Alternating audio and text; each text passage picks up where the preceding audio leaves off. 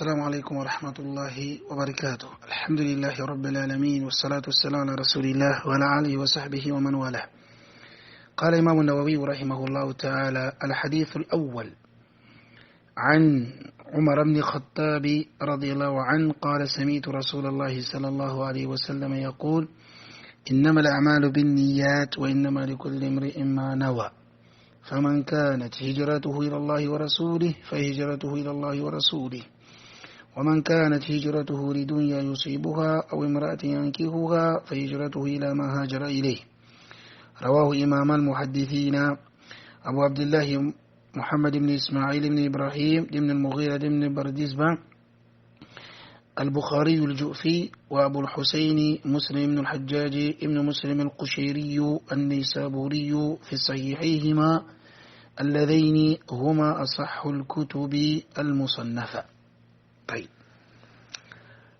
Après le louange d'Allah Azza wa Jal, nous prions que la paix et le salut soient sur le noble prophète Muhammad sallallahu alayhi wa sallam et sur tous ses compagnons et tous ceux qui vont le suivre sur le droit chemin jusqu'au jour de la rétribution. Suite à quoi, mes chers frères et chères sœurs, nous sommes dans ce grand livre appelé 40 hadiths de Imam al-Nawawi, Abu Zakaria. On commence dans ce premier hadith qui nous rappelle de notre intention, de vérifier notre intention, de corriger notre intention, de faire pour Allah Azza wa Jal, de ne pas faire pour les humains ou que les gens nous disent qu'on est meilleur ou qu'on est ceci ou cela. C'est pour ça, هذا أول حديث أورده المصنف وهو أول حديث أورده البخاري في صحيحه. Ça c'est le premier hadith qu'a cité l'imam al-Nawawi, et c'est un hadith qui mentionne l'ikhlas, la sincérité dans tout ce qu'on fait, on doit faire pour Allah Azza wa Jal. Et c'est ainsi le premier hadith que l'imam al-Bukhari a cité dans son livre appelé Sahih al-Bukhari. L'imam al-Bukhari, lorsqu'il veut écrire son livre appelé Sahih al-Bukhari, il a commencé par ce hadith. Tout ça pour montrer que c'est un grand hadith, pour que les gens corrigent leurs intentions pour faire pour Allah Azza wa Jal. وقال عبد الرحمن بن مهدي parmi les كبار التابعين يجي: من أراد أن يصنف كتابا فليبدأ بحديث الأعمال بالنيات تنبيها للطالب على تصحيح النية. Abdurrahman ibn Mahdi dit: quiconque veut écrire un livre, qu'il commence son livre par ce hadith-ci. إنما الأعمال بالنيات, et les actes vont selon les intentions. Tout ça pour réveiller le talib al-ilm, peut-être qu'il avait une mauvaise intention dans la quête de la connaissance, qu'il corrige son intention et qu'il cherche en ça le visage d'Allah Azza wa Jal.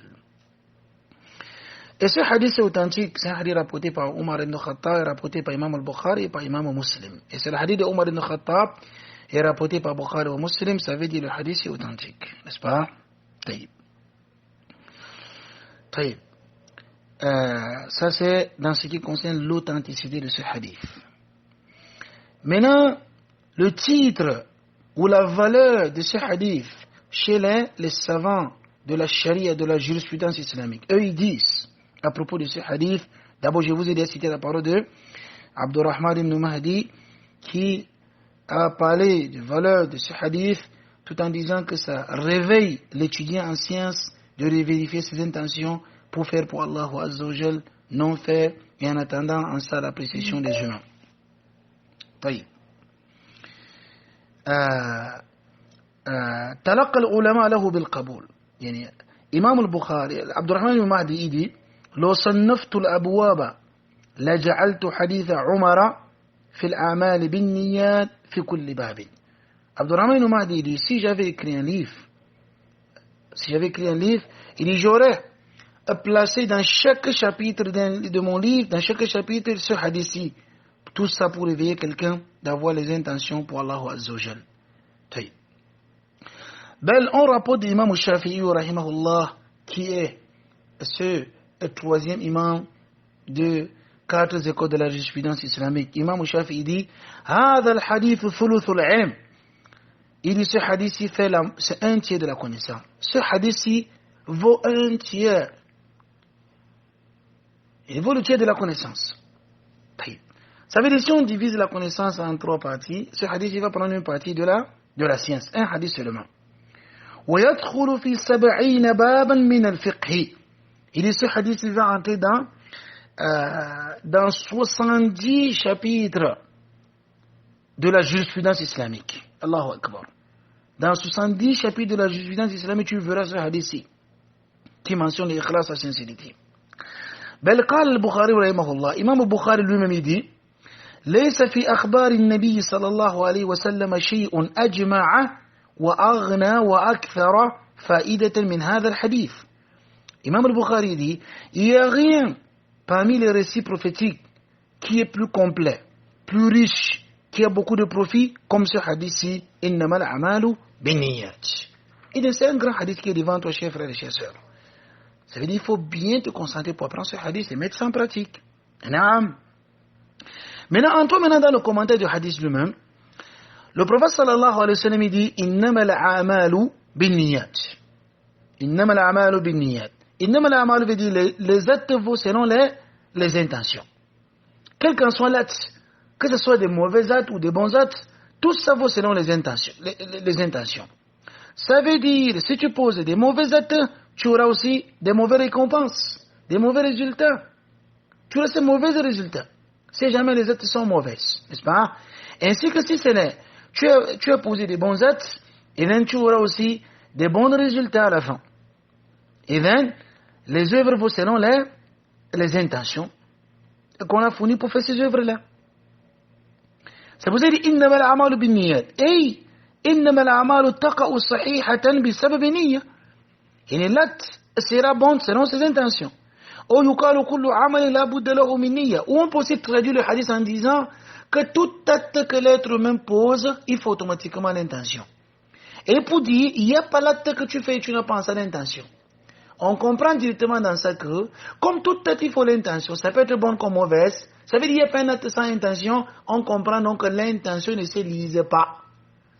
On ne lit pas l'intention.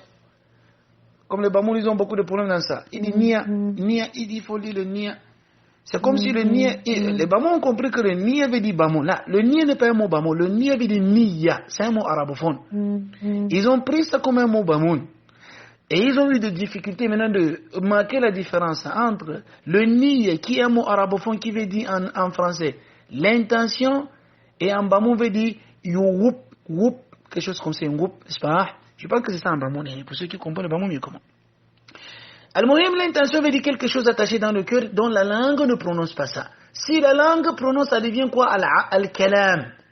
Al-Kalam, ça devient le Kalam. Tout ce qui sont dans la langue devient quoi? Al-Kalam, parole. Ce n'est plus l'intention. L'intention ne doit pas sortir dans la langue. وإنما لكل امرئ ما نوى أي إنما يحصل له الثواب على ما نوى. Et l'être humain aura les mérites de ses actes posés selon ses intentions. لأن العمل لا بد لقبوله من الشرطين. Parce que pour accepter l'acte posé, il faut deux conditions. La sincérité que tu as fait ça pour Allah Azza wa Jal et le suivi de la sunna du prophète sallallahu alayhi wa sallam. C'est pour ça donc le prophète sallallahu alayhi wa sallam apporte l'exemple. Il dit فَمَنْ كَانَتْ هِجْرَتُهُ إِلَى اللَّهِ وَرَسُولِهِ فَهِجْرَتُهُ إِلَى اللَّهِ وَرَسُولِهِ. Il dit quiconque doit émigrer pour Allah et son messager d'Allah, il aura les récompenses venant d'Allah Azza wa Jal. نعم. وَمَنْ كَانَتْ هِجْرَتُهُ لِدُنْيَا يُصِيبُهَا أو امرأة ينكحها فهجرته إلى ما هاجر إليه. Et quiconque a émigré, il veut en cette émigration le bas monde et les biens de ce bas monde, ou il veut en cette émigration la femme, et bien les mérites de son émigration sera selon l'intention qu'il a eue dans cette émigration-là. Si tu es émigré, mon cher frère et chère sœur, ou mon cher frère, tu es émigré à cause de la femme, tu auras le mérite de ça. Tu auras le mérite de ça. Ou tu es émigré pour le bas monde, tu auras le mérite de ça. Et bien, il faut qu'on fait pour Allah Azza wa Jal, pour qu'on trouve en ça le mérite devant Allah Jalla fi'ula. Et maintenant, expliquons quelque chose qui concerne l'immigration ici. L'immigration veut dire quoi? L'immigration à l'hijra dans la langue arabe veut dire at-tark, et veut dire l'abandon. Veut dire l'abandon, n'est-ce pas? Abandonner quelque chose. Ou abandonner une place. C'est ce qu'on appelle le hijra. Wa shar'an, et dans la théologique, cela veut dire al-intiqalu min balad al-kufri ila balad al-islam. Al-intiqalu min balad al-kufri ila balad al-islam. c'est de quitter dans un pays de la mécréance pour le pays de l'islam. C'est ça qu'on appelle l'immigration dans la théologique et dans la théologique de la charia, dans la jurisprudence islamique. Tu quittes dans le pays de kufr, de la mécréance, tu pars dans le pays de l'islam. Non quitter dans le pays de l'islam pour aller dans le pays de mécréance comme les gens font aujourd'hui. Et les gens font le contraire. Subhanallah. Ou peut-être quitter dans le pays de la mécréance pour aller encore dans le pays qui est plus mécréant que ton pays de la mécréance où tu vis dans ça. Ça aussi, ce n'est pas permis. N'est-ce pas? Et il n'est pas permis que tu quittes dans le pays de la mécréance, que sa mécréance est moins que le pays que tu veux émigrer dans ça, que sa mécréance est encore plus grave. C'est que tu n'as pas fait ce que la charia est venue et ordonné aux gens de faire. Et la charia est venue nous ordonner de fuir le mal, ou s'il faut automatiquement faire le mal, tu prends plutôt le moindre mal, non le grave mal. Ça veut dire, émigrer du Cameroun pour la France, c'est mauvais. Mais on peut émigrer de la France pour le Cameroun, naam. Pourquoi? Parce qu'au Cameroun, tu portes bien le hijab, tu portes bien le niqab, partout où tu veux, personne ne va pas t'interroger, personne ne va pas te dire pourquoi tu portes le niqab, tu pars dans la mosquée, on fait le adhan, ça sort de le minbar, les gens entendent dans les quartiers, les kuffars entendent, hayya al-salah, hayya al-falah, ashhadu an la ilaha illallah, ils attendent ça. Nous sommes libres au Cameroun, dans ce sha'ir dinina, n'est-ce pas? On lit le Coran, on ouvre les écoles islamiques partout, les 40 ans pour lire le Coran du Karim, les instituts islamiques c'est un peu partout au Cameroun, là qu'en France ce n'est pas le cas. Ce n'est pas le cas. Et then, ça veut dire que tu peux émigrer de la France pour le Cameroun, parce que là c'est le moindre mal, mais tu ne peux pas émigrer du Cameroun pour la France, parce que là c'est le grave mal. Pourquoi tu portes les hijabs pour sortir avec les niqab, il faut les amendes à payer. Pourtant tu n'as pas l'amende à payer au Cameroun. N'est-ce pas? Et bon nombre de choses, il y a plein de choses, il y a ahibbati. Ça c'est ce qui concernait la définition de hijra dans la littérature arabophone comme la théologique aussi.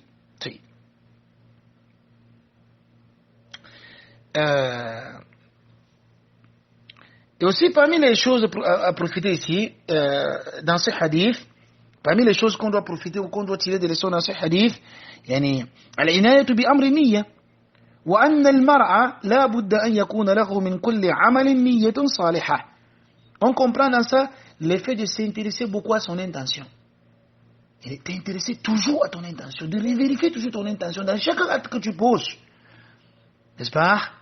Parce que l'être humain, chaque acte qu'il pose ne sera jamais bon tant que l'intention n'est pas meilleure. Et tant que l'intention n'est pas pour Allah, quel qu'en soit les actes que tu poseras, tu n'auras rien dans ça qu'on mérite devant Allah Azza wa Jal. Et l'intention est la chose la plus capitale, mes chers sœurs et chers frères. Parce que c'est la condition pour qu'on accepte les actes. N'avez-vous pas médité dans ce parole d'Allah Azza wa Jal qui dit وَمَا أُمِرُوا إِلَّا لِيَعْبُدُوا اللَّهَ مُخْلِصِينَ لَهُ الدِّينَ. Allah dit on les a été ordonnés de vouer tout le culte à Allah Azza wa Jal et de ne pas associer Allah Azza wa Jal. N'est-ce pas? Ça veut dire de purifier les intentions. Tout ce qu'ils font comme œuvre. Et cherchant ça le rapprochement vers Allah Azza wa Jal, ils doivent vouer tout ce culte à Allah Azza wa Jal. Voilà ce qui nous a été ordonné de faire. Et sans ça, ces actes n'auront pas de mérite devant Allah Azza wa Jal dans ces actes-là. طيب يا عبد الله واعلم أن المقصود من النية أمران. Il faut donc connaître, chers frères et chers sœurs, que l'objectif que nous cherchons dans l'intention, c'est deux choses. Il y a deux grandes choses qu'on cherche dans l'intention. Première chose, tamyizul amali, et marquer la différence entre les actes. À cause de l'intention, nous pourrons marquer la différence entre les actes. Mais sans intention, tu ne peux pas marquer la différence entre la prière de Dhuhr et la prière de Asr. Parce que la prière de Dhuhr et la prière de Asr, c'est 4 raka. Et toutes les 4 ont pris à voix basse, toutes les 4 ont pris à voix basse. Et la différence entre les 4 raka, c'est quoi? C'est l'intention. Ya Allah. Sans intention, on ne peut pas marquer la différence entre le lavage pour se laver simplement pour se rendre propre et le lavage du janaba ou le lavage du vendredi. La différence entre les deux actes, c'est quoi? C'est l'intention. Ici, les savants ont fait la différence entre les actes. Ils ont dit tamyizul ibadati min al-adat.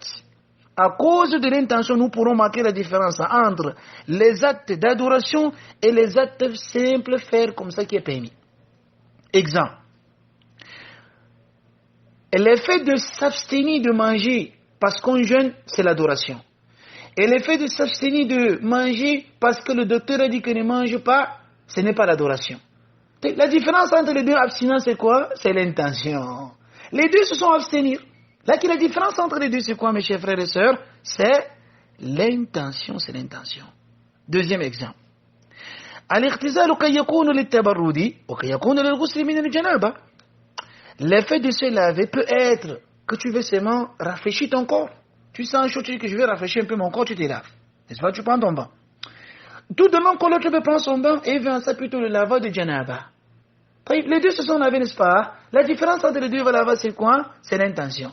Celui qui s'est lavé pour le janaba, c'est l'adoration. Et celui qui s'est lavé seulement pour le bain, pour prendre un bain, pour rafraîchir son corps, c'est lavage simple, ce n'est pas l'acte d'adoration. Sauf seulement si il a pris l'intention que je me lave comme ça pour avoir la force, pour mieux adorer Allah Azza wa Jal. Là, il a transformé ce qui était permis, ce qui était permis simplement, ça devient l'adoration, et tu trouves en ça les mérites devant Allah Azza wa Jal. Et c'est ça la différence entre les savants et les ignorants, ou entre les tullab al-ilm, les étudiants en sciences, et ceux qui n'ont pas la science. Naam. Even, la différence entre tous ces actes que je vous ai mentionnés tout à l'heure, c'est l'intention. De cela, certains savants ils disent ينبغي على المسلم أن ينوي الخير بأعماله الدنيوية. Si tu as donc compris donc ceci, mes chers sœurs et chers frères, que certains actes de bas monde, tu peux prendre l'intention d'aider l'islam avec ces actes de bas monde, ça devient quoi? L'adoration. Et tu as le mérite d'avoir fait ça. Pourtant, c'est l'acte de ce bas monde que tu as posé. Exemple. من وظيفة وتجارة وخدمة لأهله ونحوه. Par exemple, tu peux être le wazifa, tu es fonctionnaire, n'est-ce pas? Tu dis que ya Allah, dans ces fonctions que je cherche, tu veux être fonctionnaire. Dans l'État, tu veux faire telle tâche, tu veux faire tel travail. Dans l'État, tu vas être peut-être médecin, n'est-ce pas? C'est une fonction. Tu vas être dans la fonction pour être médecin. Ya Allah, j'apprends ce médecine. Ya Allah, pour aider les musulmans. J'apprends ce médecine, ya Allah, pour sortir les gens. Hein? Peut-être si tu es une femme, tu dis, ya Allah, j'apprends ce médecine pour que les femmes, pour que les hommes ne regardent plus la nudité de nos sœurs. Hein? Ou tu es homme, tu dis, ya Allah, j'apprends ce médecine pour que les femmes ne regardent plus la nudité de nos frères hommes. N'est-ce pas? Tu apprends avec cette intention, tu as les mérites dans ça. Pourtant, c'est un truc de bas monde, mais tu as les mérites parce que ton intention est pour Allah, pour aider l'islam, pour soutenir la religion d'Allah Azza wa Jal. Il y a bon nombre de choses. N'est-ce pas? Tu peux dire, ya Allah, j'apprends ce français, langue française, moi, une femme, pour éduquer mes enfants, pour qu'ils parlent bien la langue française, pour mieux comprendre, pour les expliquer, pour mieux transmettre ce message à le peuple, qui comprenne que la langue française, si c'est avec cette intention que tu apprends la langue française, tu as le mérite dans ça. Et pourtant c'est le français, mais tu as le mérite dans ça. Pourquoi? Parce que ton intention dans ça, c'est pour aider l'islam. Vous voyez comment deux personnes, l'autre fait le bas monde, deux personnes font les choses de bas monde, l'autre a le mérite dans ça, l'autre n'a pas de mérite dans ça. Parce qu'il apprend le français seulement pour apprendre. Là, il faut avoir l'intention pour aider l'islam dans ça. Tu auras le mérite devant Allah Azza wa Jal dans cet apprentissage-là. Et c'est que celui qui dépense sur sa famille, ou même le commerce, tu dis, ah là, je fais ce commerce pour trouver de l'argent, pour soutenir ta religion avec. N'est-ce pas? Ou pour trouver de l'argent pour nourrir ma famille avec le halal, avec ce qui est licite. Si tu as cette intention-là, faire le commerce pour toi devient adoration. Ça veut dire que tu fais le commerce et tu as le mérite d'avoir fait le commerce. Que tu as trouvé des bénéfices ou pas, mais tu as le mérite dans ça. Ya Allah. Purifions nos intentions, chers frères et chers sœurs. بل كثبت من حديث ابن مسعود رضي الله عنه. C'est venu dans le hadith de Abdullah Mas'ud, très très authentique, où le prophète sallallahu alayhi wa sallam dit إذا أنفق المسلم نفقة على أهله وهو يحتسبها كانت له صدقة. Allahu Akbar. Où sommes les mariés pour profiter de ce hadith? Le prophète sallallahu alayhi wa sallam dit إذا أنفق المسلم, si le musulman dépense ses biens sur sa famille, sa femme, ses enfants, ses parents, ses frères, n'est-ce pas? Si le musulman sort ses biens, il dépense sur sa famille, وهو يحتسبها, et il veut en ça le mérite devant Allah Azza wa Jal, كانت له صدقة. Il dit, ces dépenses que tu dépenses sur ta famille, tu as ça, on écrit que c'est l'aumône. On écrit ça comme l'aumône. Dans ta balance du bien, tu verras ça devant la Yawm al-Qiyamah. Pourtant, nourrir ta femme est obligatoire. Là, qui avait l'intention que tu as pour sadaqa, et tu veux en ça le mérite devant Allah, tout ce que tu donnes à ta femme, c'est sadaqa. N'est-ce pas? Tu te réveilles le matin, tu dis que taïe ma femme, voilà 10 000 francs, c'est pour toi. Ah, c'est pour manger ou c'est pour préparer dans la maison, n'est-ce pas? C'est la ration. Là que tu as ça le mérite. Pourquoi? Parce que tu fais ça, te rapprocher vers Allah Azza wa Jal. On te crée ça le mérite. Pourtant, c'est obligatoire que tu donnes la ration à ta femme. Ya Allah, Ya Allah. Vous voyez les intentions, comment les gens puisent les mérites avec les intentions. C'est déjà poser des actes. Mais comme ils sont ignorants, ils ne trouvent pas ça des mérites. N'est-ce pas? Ils posent des actes immenses. Mais ils ne trouvent pas ça des mérites. Ouah, à moins tout ce que tu donnes à ta femme, qui est parmi les droits obligatoires, et que tu as l'intention de chercher un salaire mérite devant Allah Azza wa Jal, on mentionne ça dans ta balance du bien que tu as fait sadaqa. Ben jusque là, c'est venu dans notre hadith. C'est venu dans notre hadith. Le hadith. Ya Allah, Ya Allah, Ya Allah. Le hadith ne me revient pas. C'est venu dans notre hadith. Ce hadith là aussi. Ce n'est que les maris aussi qui profitent de ce hadith. Celui qui n'est célibataire ne profite pas de ce hadith.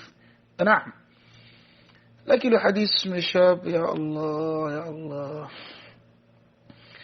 Amouyem, le prophète sallallahu alayhi wa sallam, le hadith c'est venu. Le prophète sallallahu alayhi wa sallam il dit Man anfaqa nafaqatan. Le prophète dit que hatta luqmatan تجعلها في امرأتك حتى لقمة تجعلها في امرأتك. Le prophète sallallahu alayhi wa sallam dit toute personne, il dit toute personne qui dépense sur sa famille et sa femme, il dit jusqu'au morceau, ça peut être un morceau de viande, ça peut être une cuillerée de nourriture, ça peut être un morceau de pain, il dit un morceau de nourriture que tu mets dans la bouche de ta femme, on écrit sadaqa. Ya Allah, Ya Allah. Et nous sommes les gens qui nourrissent leurs femmes. Et tu manges avec ta femme. Et si on profite dans ce hadith, que tu manges avec ta femme dans le même plat, c'est meilleur pour toi. N'est-ce pas? Là, vous vous nourrissez les uns et les autres. Surtout toi, l'homme. Et tu prends. Ça peut être avec la cuillère. Ça peut être vous êtes en train de boire du lait. Ou peut-être vous buvez la bouillie. Ou vous mangez le haricot. Tu prends avec la cuillère. Tu mets dans la bouche de ta femme. On écrit en ça le monde que tu as fait sadaqa. Subhanallah. Ou morceau de viande, tu mets dans la bouche de ta femme avec ta main, tu mets dans sa bouche, on écrit sadaqa, que tu as fait le monde. Ou morceau de pain, tu mets dans la bouche de ta femme, on écrit sadaqa, que tu as fait le monde. Ya Allah, ou tu prends de l'eau, avec le verre, tu mets dans sa bouche, tu la nourris, on écrit sadaqa, que tu as fait le monde. Faya Allah. Regardez les sadaqat que les gens pètent. Là, quand tu vois certains maris aujourd'hui, ils mangent sur le plat, vous appelez ça quoi? Sur la table, l'autre regarde à l'est, l'autre regarde à l'ouest. Et même leur visage ne se voit pas. C'est comme deux ennemis ou deux étrangers qui sont entrés dans la maison. L'autre ne connaît pas l'autre, l'autre ne connaît pas l'autre. Ça, c'est que j'ai vu ça. Ça, ce n'est pas la vie islamique, ça. Le prophète sallallahu alayhi wa sallam dit que sadaqa, prends la nourriture, toi l'homme, ya Abdallah, ya Amatallah, écoute ces conseils, mettez ça en pratique. Profitez des sadaqat. Remplissez vos balances du bien avec les sadaqat. Tous les jours, vous mangez dans vos maisons. L'homme a son plat, la femme a son plat. Hein? Il n'y a pas de problème. Là, qui nourrissez-vous les uns et les autres. Ne restez pas vous manger, puis l'autre regarde à l'extrémité ou à Mashriq, l'autre regarde à Maghreb. L'autre regarde au lever du soleil, l'autre regarde au coucher du soleil. Comme si c'était deux étrangers dans la maison, ou deux ennemis qui ne se voient pas. Et après, vous allez aller vous coucher sur le même lit. C'est quelle vie, ça? Ça, ce n'est pas l'islam, ça. Ça ne ressemble pas à notre religion islamique. L'islam ne nous a pas enseigné ça. N'est-ce pas? Hein? Et apprenez à puiser les mérites, les sadaqat, même si vous êtes des pauvres. Même si c'est le riz sauté que vous avez pris dans la maison, wallah, tu peux puiser ça beaucoup de mérites. Tu vas donner combien de cuillerées de riz sauté dans la bouche de ta femme? C'est combien de sadaqat qu'on va mentionner dans ta balance du bien yawm al-qiyamah. Et le hadith c'est très très authentique. Le hadith c'est très très authentique. Taïb, on continue. Toujours en citant le prophète qui est dans ce hadith, n'est-ce pas? Et bien, nous disons, parmi les profits qui est dans l'intention, c'est tamyizul ibadat ba'duha ba'da ou ba'duha min ba'd. Parmi les profits dans l'intention, c'est que ça nous aide à marquer la différence entre les actes d'adoration, n'est-ce pas? Comme je vous ai dit, 4 rakats pour Dhuhr, 4 rakats pour Asr, la différence entre les deux 4 rakats, c'est l'intention seulement. C'est l'intention seulement. Par exemple, après le Fajr, Les 2 rakats qui est rakaté et le fajr, et les 2 rakats qui est après le subhi, tous les deux c'est 2 rakats. Et tous les deux on lit la Fatiha et la sourate. La différence entre les deux c'est quoi? C'est l'intention. C'est l'intention. Les 2 premiers c'est rakaté et le fajr que tu prends comme intention, et les 2 derniers c'est après le subhi même obligatoire que tu prends comme intention. Wahakada. Tout ça c'est le travail de l'intention. C'est bon? طيب. وهكذا. Et aussi le danger de l'intention, ceux qui ne purifient pas leurs intentions ou ceux qui ne font pas pour Allah Azza wa Jal, le danger qui parcourt c'est que Allah Azza wa Jal, les premiers gens qu'on va les jeter dans le feu de l'enfer Yawm al-Qiyamah, c'est ceux qui ne purifient pas leurs intentions ou qui ne font pas les actes pour Allah Azza wa Jal. C'est venu dans le hadith d'Abi Hurayrah radiyallahu anhu, le prophète sallallahu alayhi wa sallam il dit أول ما يسعد به النار يوم القيامة ثلاث. Il dit les premiers qu'on va les jeter dans l'enfer le jour de la résurrection c'est 3 personnes. رجل تعلم العلم, un homme qui a appris la connaissance, n'est-ce pas? وعلمه, et il a enseigné la connaissance. وقرأ القرآن, et il a lu le Coran al-Karim. فأتي به, on viendra avec cet homme devant Allah يوم القيامة. فعرفه نعمه فعرفها, on lui présentera ses bienfaits qu'il a eu à faire dans ce bas monde, il va reconnaître cela. قال فما عملت فيها, on va lui demander qu'est-ce que tu as fait de ces bienfaits, la connaissance qu'on t'a donnée, tout ça. Il dira تعلمت العلم وعلمته, il dira j'avais appris la science et je l'ai propagé. وقرأت فيك القرآن, et j'ai lu le Coran, ya Allah. قال كذبت, on lui dira tu as menti. لكنك تعلمت العلم ليقال عالم, on lui dira tu as appris la connaissance pour qu'on dise que tu es savant. فقد قيل, et on a dit. Et quand tu apprenais, tu voulais que les gens disent que tu es savant, que tu es le plus grand savant qu'Amon. C'était ça ton intention. Les gens ont dit فأمر به فألقي في نهر جهنم إياذ بالله.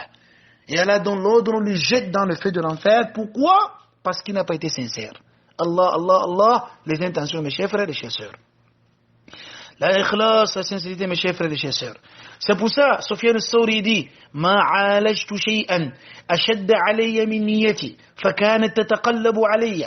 Sufyan al-Thawri dit il n'y a pas quelque chose que j'ai guéri dans moi comme mes intentions. Ça se changeait comme des caméléons. Aujourd'hui j'ai fait pour Allah, demain c'est pour autre qu'Allah. Aujourd'hui pour Allah, demain pour autre qu'Allah. C'est comme ça que ça s'est manipulé dans mon cœur, jusqu'à ce que cela est devenu pour Allah Azza wa Jal. Il est l'intention la chose la plus difficile. La sincérité la chose la plus difficile, mais les gens pensent que c'est facile. Intabihu. واعلموا, il faut connaître أن العمل إذا دخله الرياء فلا يخلو من حيث البطلان من حالات.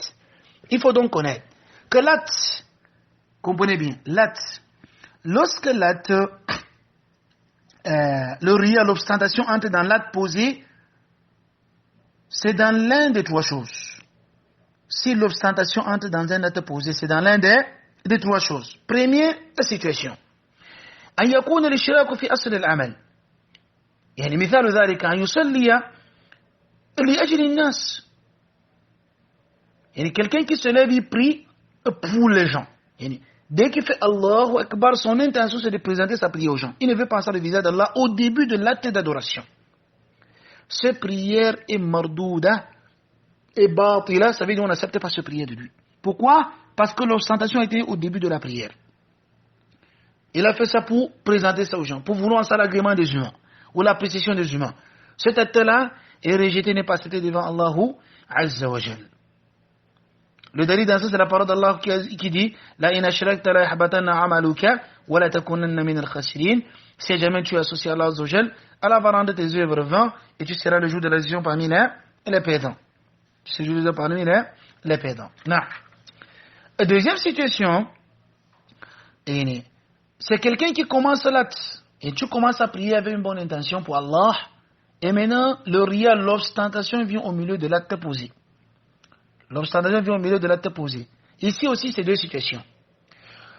Ou tu combats cette ostentation, ça sort et tu continues ton acte et tu connais cet acte-là avec ikhlas jusqu'à la fin, l'acte est accepté. Et si tu continues avec ce riya, cette ostentation entre dans la prière, tu continues avec jusqu'à la fin de la prière, aussi l'acte ne sera pas exaucé. Vous avez compris? Ça veut dire que tu continues avec. Tu continues avec ça. jusqu'à la fin de la prière, et tu finis la prière, que tu ne veux pas en saluer le visage d'Allah Azza wa Jal, tu veux en saluer les humains, cet acte aussi ne sera pas exaucé devant Allah Azza wa Jal. Mais seulement, si, ça c'est dans les actes que son début est lié à sa fin, comme la prière. La prière, la définition de la prière, هي أقوال وأفعال مفتتحة بتكبيرة الإحرام ومختتمة بالتسليم. Ça veut dire la prière commence par takbiratul ihram et ça finit par taslim.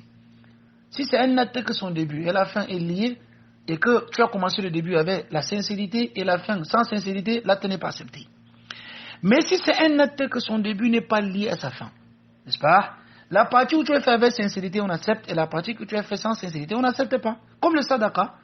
Quelqu'un sort peut-être, tu as 10 000 francs en main, en 1000 francs, tu veux partager ça aux pauvres. Tu donnes 1000 francs à ce pauvre avec sincérité, on accepte. Tu donnes 2000 francs aux pauvres avec ostentation, on n'accepte pas. Tu donnes 3000 francs aux pauvres avec sincérité, on accepte, ainsi de suite. C'est bon? Taïe. Qu'Allah nous en préserve et nous guide, et fasse que tout ce qu'on fait, on cherche le visage d'Allah Azza wa Jal. D'autres situations qui arrivent souvent aux musulmans, c'est que tu as fini de poser l'acte de l'adoration. Peut-être la prière, tu as fini de prier, ou tu as fini de lire le Coran, ou tu as fini de donner l'aumône, et maintenant l'ostentation vient. Et tu commences à réfléchir que, hey, est-ce que j'ai fait ça pour Allah ou je n'ai pas fait pour Allah? Ou peut-être à la fin de la prière, ou à la fin de l'acte posé, quel qu'en soit l'acte, les gens commencent à t'apprécier, les gens te louent. Oh, le monsieur, il est bien, il est généreux, peut-être tu as fait sadaqa. On commence à te louer, on t'apprécie, on dit que mashallah, le monsieur, il est bien, il fait des biens aux gens, il fait ceci, il fait cela. Ah, est-ce que l'appréciation des gens qui sont en train de t'apprécier veut dire que tu n'es pas sincère? Non. Cela ne veut pas dire que tu es, ça ne veut pas dire que tu n'es pas sincère. Ça ne veut pas dire cela. Ben, le prophète sallallahu alayhi wa sallam dit dans un hadith que ça c'est plutôt c'est déjà un bien qu'Allah t'a dévancé déjà dans ce bas monde qui montre qu'Allah t'aime. Voilà pourquoi Allah fait les hommes t'aiment sur la terre et les gens t'acceptent et les gens agressent ce que tu fais et les gens sont avec toi et les gens te soutiennent. C'est bon? Très. Voilà en quelque sorte ce que je veux mentionner ici, ou quelques profils qu'on peut mentionner dans ce hadith, n'est-ce pas? Mais dans ce hadith, il y a un qissa que les gens, qui est beaucoup plus répandu que les gens disent dans le hijra, et que le juzier où le prophète sallallahu alayhi wa sallam dit فَمَنْ كَانَ هِجْرَتُهُ لِلدُّنْيَا يُصِيبُهَا. Il disait que la cause de ce hadith c'est قصة مهاجر Qais. Muhajir Qais, qui avait un homme qui avait émigré au nom de Qais. Muhajir Qais, il y avait un homme qui avait émigré pour Qais. Il cherchait la mère de Qais en mariage et il a émigré à cause d'elle. C'est à cause de ça que le prophète dit ce hadith. Lakin, ce cause-ci que les gens disent que c'est ça la cause de ce hadith n'est pas authentique. C'est bon? Ce hadith n'est pas authentique, c'est ça sa cause. Ce cause n'est pas authentique. Ce cause n'est pas authentique, que c'est plutôt qu'il y a un homme qui a émigré à cause d'une femme appelée Qais. Ce n'est pas authentique. Ce cause-ci, dans beaucoup de recueils de hadith. Maintenant aussi, dans quelque chose à mentionner aussi dans l'immigration, mes chers frères et sœurs, c'est que l'immigration peut être hijratu al-makan, l'immigration d'une place à une autre. Et nous avons déjà mentionné, on émigre d'un pays de la méfiance au pays de l'islam, n'est-ce pas? L'immigration peut être aussi al-hajar al-amal al-muharram ila amal al-mubah, et d'émigrer de l'acte haram et de l'acte du bien. N'est-ce pas? L'acte haram, tu émigres de ça pour l'acte du bien. C'est pour ça que le prophète sallallahu alayhi wa sallam dit wal muhajiru man hajara ma naha Allahu an. Il dit l'émigré, c'est celui qui émigre de ce qu'Allah a interdit. Par exemple, si tu étais parmi ceux qui voient les mauvais films haram, tu émigres de ça, tu fais tauba, tu abandonnes. Tu étais parmi les gens qui faisaient la zina, l'adultère ou la fornication, tu fais tauba, tu émigres de ça, tu grattes ta langue, comme on dit souvent, de ne plus jamais retourner dans ça, et tu abandonnes.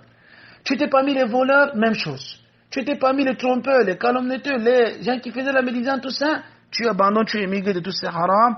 On appelle ça aussi l'émigration. Maintenant aussi, parmi les formes d'émigration, c'est émigrer les mubtadi'. émigrer les innovateurs. Il n'est pas permis que tu restes avec les innovateurs. Et il n'est pas donc permis aussi que tu apprends chez les innovateurs. Naam. On doit fuir l'innovateur, on doit émigrer l'innovateur. N'est-ce pas? Et en ça, les paroles des savants, beaucoup. En ça, les paroles des savants. Parmi les paroles des savants, la parole d'abord d'Abdullah Mas'ud radiyallahu anhu, il dit Man ahabba an yukrima dinahu. Abdullah Mas'ud dit que quiconque aimerait qu'on honore sa religion, فليعتزل مخالطة السلطان. Il dit qu'il s'écarte de rester toujours avec les dirigeants. Les rois, les ministres, les directeurs, les ceci. Il y a des dirigeants. Il dit écarte-toi de rester toujours avec les dirigeants. Si tu veux qu'on honore ta religion. ومجالسة أهل الأهواء et أصحاب الأهواء. Et aussi qu'il s'écarte de rester dans les assises des gens des passionnés. فإن مجالستهم ألصق من الجرب. Vous comprenez bien? Si tu veux qu'on honore ta religion, si tu veux préserver ta religion, qu'on honore ça, écarte-toi de rester toujours avec les dirigeants, de grandes personnalités. Eux, ils vont vendre ta religion à vil prix. Ils vont te tromper vite, ils vont prendre ta religion. Ainsi que les passionnés, si tu restes avec eux, ils vont prendre ta religion vite, facilement. Et aussi, Abu Qalada, il dit, La tujalisu ahl al-ahwa. Il dit, ne restez pas avec les innovateurs. Wala tujaliduhum. Il dit, ne discutez non plus avec les innovateurs. Les innovateurs, ne discutez pas avec eux. Parce que nous ne doutons pas de notre religion pour discuter avec les gens qui doutent de leur religion, qui sont les innovateurs. Il dit, fa inni la amanu an yaghmisukum fi dalalatihim. Il dit, je ne vous vois pas en sécurité que ces gens puissent vous enfoncer dans leurs égarements. Ça veut dire, vous n'êtes pas en sécurité lorsque vous restez avec les innovateurs ou lorsque vous discutez avec les innovateurs, vous n'êtes pas en sécurité que ces gens vous enfoncent dans leur égarement. Ou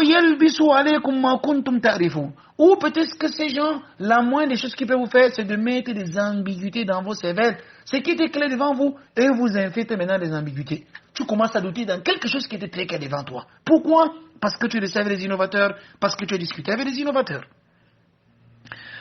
وهكذا وقال يحيى بن أبي كثير. Et aussi يحيى بن أبي كثير dit إذا لقيت صاحب بدعة في طريق فخذ في طريق آخر. الله أكبر. Il dit, si tu rencontres un innovateur en route, il dit prends une autre route. Prends l'autre route, ne te rencontre pas avec lui. Si tu vois l'innovateur venir devant toi, change de chemin, prends l'autre route. Tout ça pour qu'il ne te sente pas avec ces mauvaises odeurs qui est celui qui est la bid'a. وقال حسن البصري. حسن البصري aussi il dit رحمه الله لا تجالس صاحب بدعة. Il dit ne restez pas, ne vous asseyez pas avec les innovateurs. فإنه يمرض قلبك. Car il va te rendre malade dans ton cœur. Il va mettre la maladie dans ton cœur. Naam, les choubouas, les ambiguïtés. Et then, méfions-nous, moi je pense que c'est suffisant comme parole des savants dans l'effet de s'écarter dans les assises des innovateurs, n'est-ce pas? Et quant à celui qui est plutôt pécheur, par exemple, on a nos frères, nos soeurs, nos mamans, nos parents qui pêchent, ils font des péchés, n'est-ce pas? Et il n'a pas le degré, il n'a pas été le degré de celui qu'on appelle mubtadi' que l'innovateur. Mais seulement il pêche devant toi, ou ton frère, ou ta soeur, ou ta femme même, ou tes enfants, tes proches. Ils font des péchés. Quel est notre comportement vis-à-vis de ces gens? Écoutez bien, le comportement qu'on doit se comporter vis-à-vis des Usat ou min al-Muslimin, les gens qui pêchent parmi les musulmans, n'est-ce pas? La première des choses, c'est de les conseiller, donner-les les conseils. Si tu peux, tu as la hauteur de les conseiller, donne-les les conseils, n'est-ce pas? Et si tu sais qu'en restant avec eux, les donnant les conseils, ils sont plus forts que toi, pour t'emballer encore dans le péché, ne reste pas avec eux, fuis-les. Fuis-les, écarte-toi d'eux. Et si tu sais qu'en les conseillant, ils peuvent comprendre, le meilleur pour toi, c'est de les conseiller, non les fuir. Parce que tu les fuis, qui va les conseiller? Maintenant, si ta femme est dans les péchés dans la maison, tu la fuis, qui va la conseiller? Tu fuis la maison? Tu l'abandonnes avec les enfants. Pourquoi qui les conseille? Pourquoi qui les oriente? C'est pour ça, c'est venu dans un hadith que le musulman qui reste avec les gens et patient le mal des gens est meilleur que le musulman qui fuit le mal des gens. Qui dit que je ne vois pas ça, je fuis. Là, celui qui est meilleur, celui qui reste et patient le mal des gens. Il est meilleur que celui-là qui fuit. C'est bon? وهكذا Et il y a en ça la parole de Cheikh Hussein Temiya. Il dit le fait de fuir directement sans conseiller, s'il y a en ça le maslaha, que tu n'as pas le conseil, il dit tu fuis, il n'y a pas de problème. Mais si tu as le conseil, il dit c'est mieux de patienter du conseil. Et conseiller n'est pas dit qu'on conseille une fois, tu dis que non, je lui ai dit, il n'a pas entendu, non? Hein? Il est là. Et donc, pas directement le jugement est Abdallah. Conseille-le, va doucement, va posément. Peut-être tu as mal présenté même ton islam là. Peut-être tu as mal présenté l'islam, la sunna. Peut-être tu n'as pas bien présenté la sunna. Présente bien, oriente bien. Asa an yafham. Peut-être Allah va mettre le faham, va lui donner la compréhension et qu'il puisse comprendre tes conseils. N'est-ce pas? Et nous ne sommes pas là seulement pour juger les gens, pour dire que non, comme il a fait tel erreur, alors il est fausse, il est mubtadi, il est kafir, il est ceci, là. Tu n'es pas envoyé sur la terre pour ça, ya Abdallah. La première chose, c'est d'abord la da'wa. Tu orientes les gens, tu les conseilles. Sache qu'un jour, tu étais comme eux. وَكَذَلِكَ كُنْتُم مِّن قَبْلُ فَمَنَّ اللَّهُ عَلَيْكُمْ فَتَبَيَّنُوا. Hier, tu étais comme eux dans cette turpitude, et Allah t'a comblé de ce hidayah, de ce guidance, et tu dis Alhamdulillah. Et then, oriente-les aussi, aide-les. وآخر دعوانا الحمد لله رب العالمين.